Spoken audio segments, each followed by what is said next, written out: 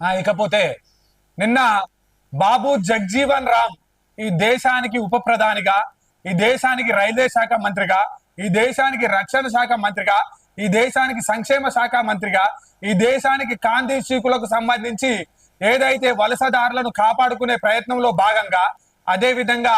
ఈ రాష్ట్రానికి సంబంధించి కూడా వారి కూతురు ఎవరైతే మీరా కుమార్ ఉన్నారో తెలంగాణ రాష్ట్రాన్ని పార్లమెంటులో బిల్లు ప్రవేశపెట్టిన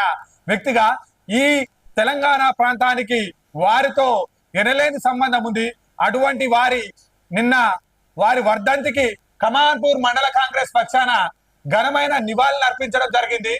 కమాన్పూర్ మండల కాంగ్రెస్ పక్షాన వారికి నివాళి ఇవ్వడం అంటే ఏదైతే మనం పూలమాలలు చల్లడం కాదు, వారు ఏదైతే ఆచరణలో చేసి చూపించాలనుకున్నారో, వారు ఏదైతే ఈ దేశం కోసం, సౌభ్రాతృత్వం కోసం, సమానత్వం కోసం పోరాడిర్రో దాన్ని మనం పూర్తి స్థాయిలో చెప్పినప్పుడే, పూర్తి స్థాయిలో ఆచరించినప్పుడే ఈ వారికి ఘనమైన నివాళి ఉంటుందని పెద్దలు మండల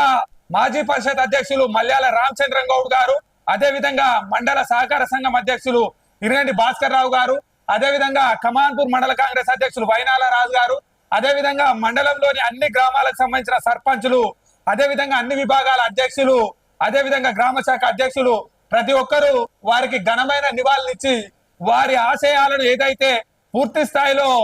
మేము ఈ దేశం కోసం ఈ మండలంలో ఇంప్లిమెంట్ చేస్తామని చెప్పి వారికి ఘనమైన నివాళులు అర్పించడం జరిగింది.